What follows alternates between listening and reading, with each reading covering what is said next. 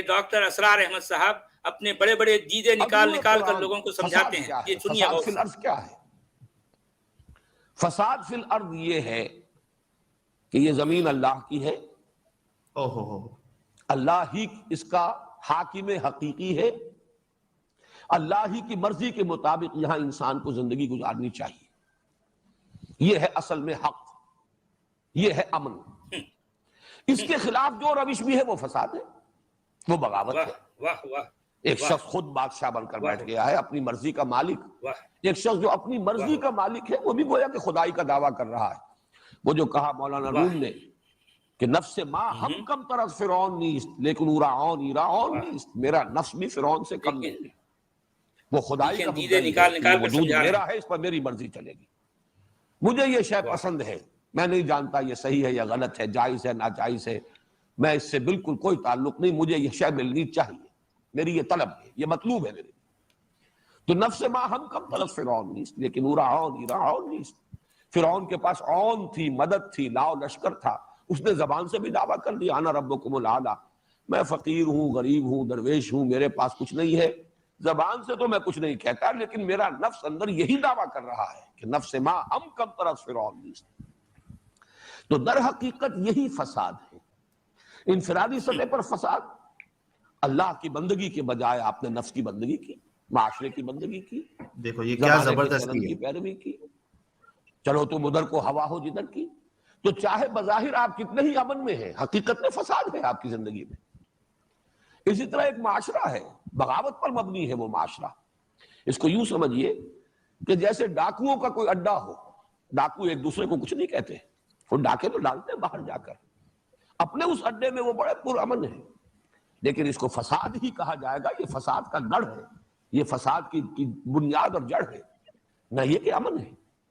اگر سانپ بہت سے ہوں کسی جگہ پر اور بچھو ہوں اور ایک دوسرے کو ڈس نہ رہے ہوں، اس کا مطلب یہ نہیں ہے کہ یہاں امن ہے. حقیقت میں ان کی فطرت کے اندر تو فساد موجود ہے. جی چلیں حمید جو ہے بہت زیادہ ڈرا دیے یہ سمجھو، اصطلاح میں اور انہوں نے بتا دیا اسلام کیا ہے. جی لوگ سمجھ چکے ہیں. حمزہ بھائی تشریف لائے ہیں. حمزہ بھائی آپ اپنی بات یہاں ایڈ کریں. ٹھیک ہے، مجھے آپ اجازت دیں، انشاءاللہ میں کل آ کے آپ کو اس کا جواب دے دوں. نہیں عباس صاحب 2 منٹ رک جائیے. سوری 2 منٹ رک جائیے. جی جی جی جی سب کو آداب. عباس صاحب آپ کو بھی آداب. جی آداب. اور ساحل بھائی آپ کو بھی بہت بہت آداب. جی آداب حمزہ بھائی، شکریہ، بہت شکریہ آپ جڑے. فساد فی الارض کا یہ جو ابھی ویڈیو لگایا ہے امیت بھائی نے، یہ ان کو میں نے بھیجا تھا اور ان سے درخواست کی تھی کہ اس کو آپ چلائیے پہلے. اچھا. دوسری بات یہ کہ میں ابن کثیر، مولانا مودودی، مفتی شفیع عثمانی صاحب، جتنے بھی مفسرین ہیں سب نے فساد کی تعریف یہ کی ہے، فساد فی الارض کی، کہ کفر اور شرک بھی فساد میں شامل ہے. مطلب یہ کہ جو لوگ ایک خدا کے ساتھ کسی اور کو شریک کرتے ہیں یا مورتی پوجا کرتے ہیں، وہ سب فساد فی الارض کے مرتکب ہیں. اور سب اگر ان کا قتل نہیں بھی کیا جائے گا تو سب کو سیکنڈ کلاس شہری بنا کے رکھا جائے گا. اور حضرت محمد کے زمانے میں اسی بنیاد پہ، فساد فی الارض کی اسی تعریف کی بنیاد پہ، سورہ توبہ میں مشرکین مکہ کو یہ اجازت نہیں تھی کہ اپنے عقیدے کے ساتھ میں وہ وہاں قیام کر سکیں.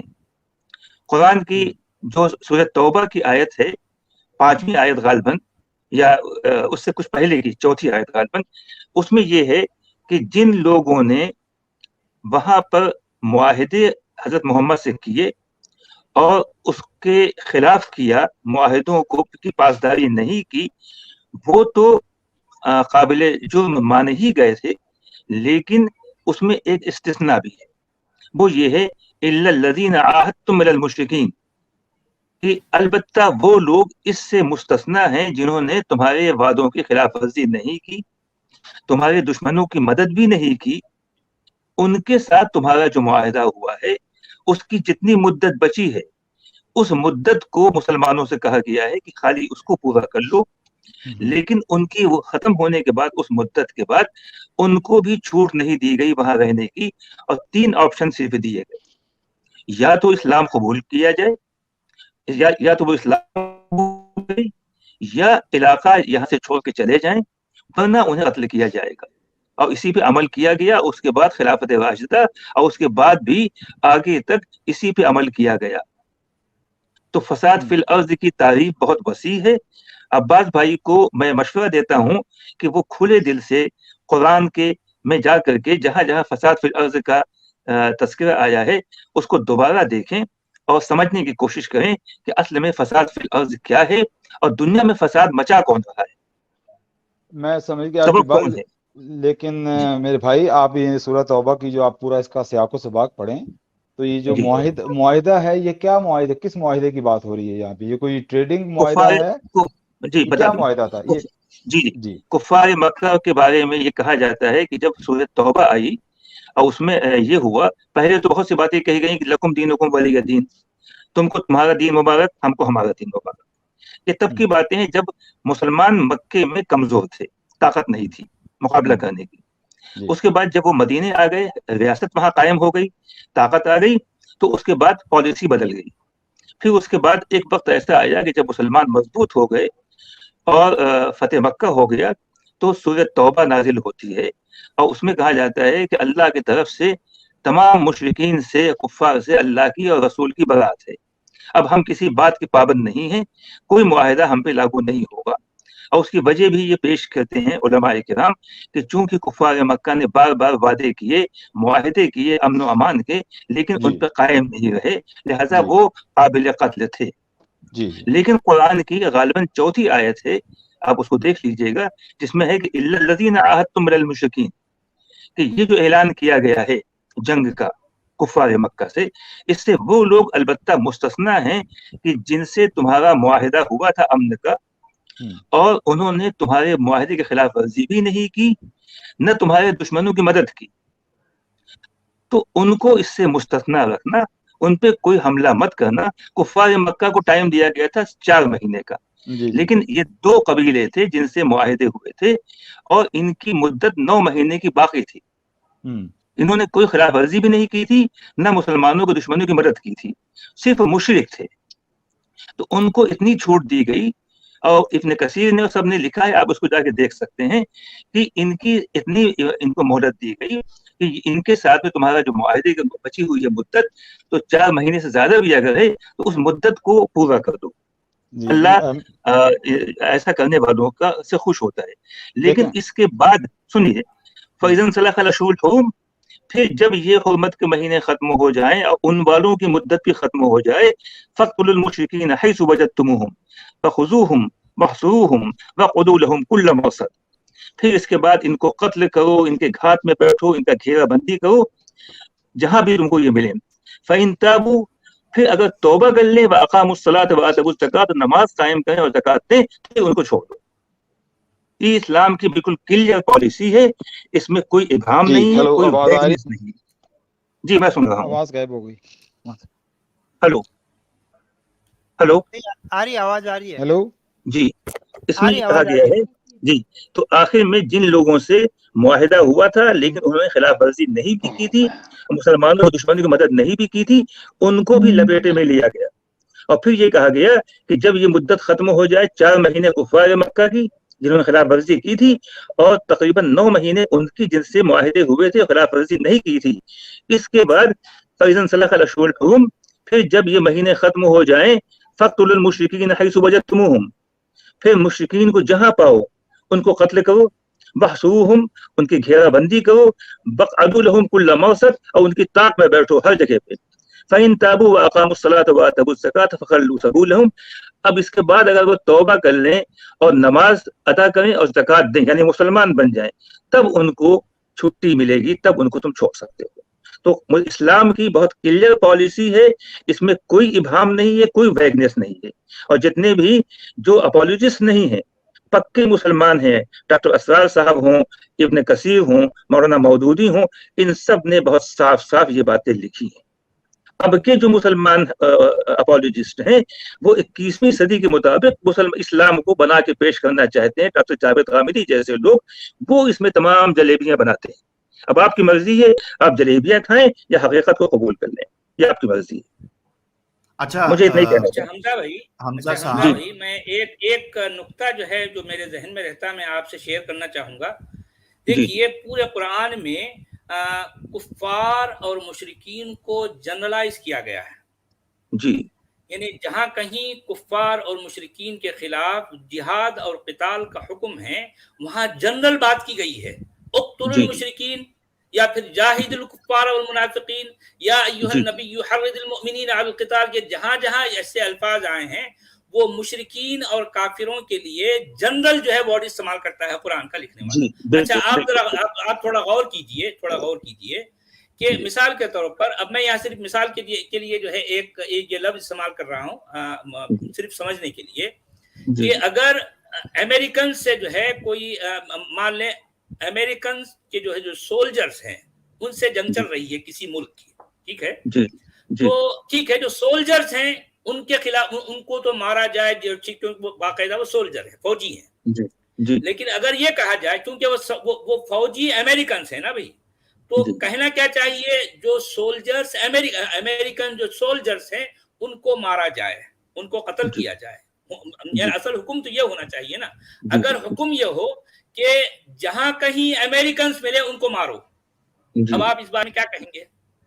जी बिल्कुल ज्यादती हो, बिल्कुल ज्यादती। और कुरान का यही हुक्म है जी। मुशरिकीन और काफिरों की जब बात करता है कुरान का लिखने वाला, ये मुशरिकों और काफिरों को जनरलाइज करता है। ये कुरान का लिखने वाला ये नहीं कह रहा फ़इज़न सलक़ल अशहुरुल हुरुम फ़क़्तुलू मिनल मुशरिकीन, नहीं कह रहा। मिन का लफ्ज़ तबईज़ के लिए नहीं आ रहा यहाँ पर, आप जरा गौर कीजिए। बिल्कुल भाई होना तो क्या चाहिए, फ़इज़न सलक़ल अशहुरुल हुरुम फ़क़्तुलू मिनल मुशरिकीन हैसु वजदतमुहुम, मुशरिकों में से वो लोग जो जाहिर बात है इस जुर्म के मुर्तकिब हैं, अगर वो मुआहिदे को तोड़ने वाले हैं, अगर वो इस जुर्म के मुर्तकिब हैं मुशरिकों में से कुछ लोग, ठीक है, उनको मारो, बात सही है, ठीक है। कुरान का लिखने वाला ये नहीं कह रहा, यहाँ तबईज़ का मिन नहीं इस्तेमाल करता, जहां जहां कत्ल का हुक्म देता है वहां तबईज़ का मिन नहीं आ रहा। ये मैंने ये देखा है। अगर किसी को नजर आता तो जो है मेरे सामने पेश करें, मैं उसकी बात जो है सुनने और समझने के लिए तैयार हूँ। मुझे तो कुरान में ये तबईज़ का हुक्म या तबईज़ का मिन ये मुशरिकों और काफिरों के साथ लगा हुआ नजर नहीं आया। क्या हमजा भाई आपको कभी ऐसा नजर आया? नहीं, बिल्कुल नहीं। तो ये बात जो है सोचिए कितनी अहम है। जी बिल्कुल जी, आप बिल्कुल सही कह रहे हैं। और मैं अब्बास भाई से दरख्वास्त करूंगा कि अब तक उन्होंने जो कुछ भी मुताला किया है, थोड़ा सा जो बातें मैं बता रहा हूँ खास तौर से सूरह बरात की शुरू की 5 आयतें और इसके अलावा सूरह बकरा जो दूसरी सूरह है। यहाँ पर जो है हमजा भाई एक छोटी सी बात यहाँ ऐड कर दूं, सूरह बराअत की पहली 5 आयतों में भी मुशरिकों के लिए मिन का तबईज़ वाला मिन है, क्योंकि ये 5 आयतों में कत्ल का हुक्म नहीं है। जैसे ही जो है इसमें यानी 5वीं आयत में कत्ल का हुक्म है, वहां तबईज़ का मिन निकल गया। बिल्कुल सही, बिल्कुल सही कहें। जी ये नुक्ता मैंने गौर किया है। अब अगर कोई साहिब इल्म जो है मेरी इस बात को गलत साबित करने के लिए ये कोई ऐसी आयत पेश करे जिसमें इस तरह से है, तो मैं उसकी बात सुनने के लिए तैयार हूँ, क्योंकि जहां जहां मैंने देखा है ये सूरह बरात की पहली आयतों में जो है जहां कत्ल का हुक्म नहीं है मुशरिकों को, वहां मिन आ रहा है। जैसे ही कत्ल का हुक्म हो गया वह मिन निकल गया। सोचिए जी। इसमें मैं एक हवाला देता हूँ, और ये हमारे जो अब्बास भाई हैं, अब्बास भाई आप सुन रहे हैं मेरी बात? हाँ शायद सुन रहे होंगे अब्बास भाई, सुन लेंगे, आप बोलिए। अच्छा जी, इसमें आप जो है जो सऊदी अरब से जो मशहूर आलिम दीन है मौलाना मोहम्मद साहब जूनागढ़ी, इसके हवाशी लिखे हैं मौलाना सलाहुद्दीन यूसुफ साहब ने। तो इसमें जो कुरान तफसीर सऊदी अरब से तकसीम होती है लोगों को, उसमें इन्होंने साफ लिखा है कि तमाम का इस बात पर इत्तेफाक है कि इस शर्त यानी जजीरे नुमा अरब को छोड़ना या मरने के लिए तैयार होना या माफी के लिए इस्लाम के ताबे होना तमाम मुशरिकीन पर बगैर किसी इस्तिस्ना के यकसा तौर पर लागू था। वो लोग जो अक्सर मुआहिदा तोड़ दिया करते थे और वो जो मुआहिदे की मुद्दत पूरी होने तक मुआहिदे पर कायम रहे, वो सब इसमें शामिल हैं। लिहाजा एक सेकंड लिहाजा अच्छा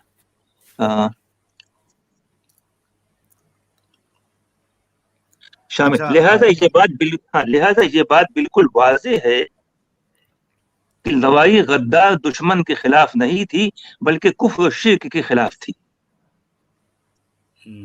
جی ہاں جی ہاں جی ہاں. اچھا تو ان کو چاہیے, جو کافر اور مشرک ہیں اصل میں وہی تو دشمن ہے نا اسلام کے. اصل دشمن اسلام کی بات نہیں مانتے. ہاں اسلام کی بات نہیں ماننے والے وہ جو ہے اصل دشمن ہے. جی جناب بولیے ساحل. ہاں سچوالا جی اور حمزہ صاحب، آپ دیکھیے سورہ توبہ کی جو سب سے پہلی آیت ہے اس میں اللہ کتنا کے لیے، ذرا وہ آیت پیش کرو امید. ہاں بہت اتاولا ہو رہا ہے. جی ہاں وہ کوئی پوائنٹ نہیں دیکھ رہے کہ ہاں بیزاری ہے. سورہ توبہ 9 کی پہلی آیت. جی 9:1 سورہ توبہ کی پہلی آیت. جی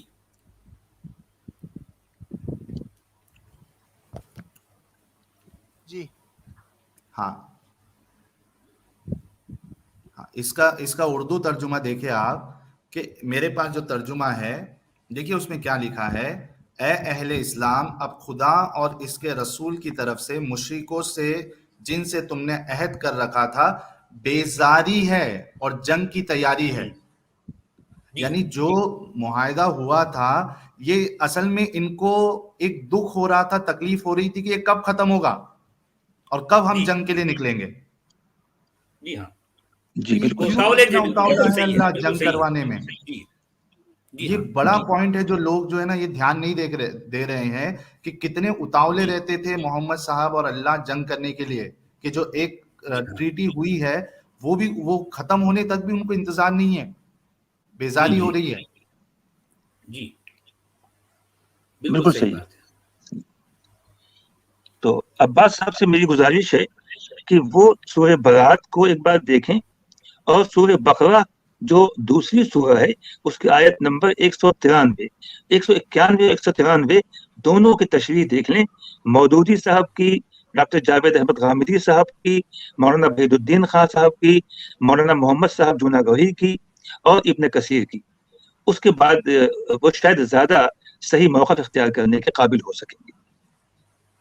ہاں اصل میں عباس بھائی اور اس طرح کے جتنے بھی مومنین کرام ہیں ان سب سے میری یہ ریکویسٹ ہے کہ دیکھیں بھائی، جب آپ قرآن کا مطالعہ کریں گے تو آپ اپنے ذہن کو بالکل نیوٹرل رکھیں.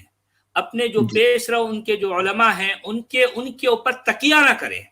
انہوں نے چونکہ کہہ دیا تو بات صحیح ہوگی، نہیں، آپ اپنی عقل اپنی سمجھ کی بنیاد پر ان آیتوں کو سمجھنے کی کوشش کریں.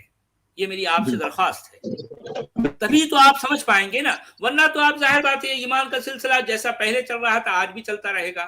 چین کیسے آئے گا؟ آپ خود اپنے طور پر جو ہے اپنی بنیاد پر کیسے سوچنے والے بنیں گے؟ یہ تو آپ ان لوگوں کی سوچ کو لے کے چل رہے ہو جو آپ سے پیش رو ہیں. آپ کے مفتیوں نے، آپ کے علماء نے آپ کو جو بتا دیا آپ اسی بات کو پتھر کی لکیر سمجھ کر آگے لے کے چل رہے ہو. یہ تو غلط ہے. بالکل یہ اسی کے خلاف تو ہم بات کیا کر رہے ہیں نا بھائی. آپ خود سوچنے والے بنے، آپ خود سوچنے والے بنے. جی بالکل صحیح. بس مجھے ایک ہی یہی بات پیش کرنی تھی. اب میں اجازت چاہتا ہوں. جی حمزہ بھائی بہت بہت شکریہ آپ کے تشریف لانے کا. جی شکریہ.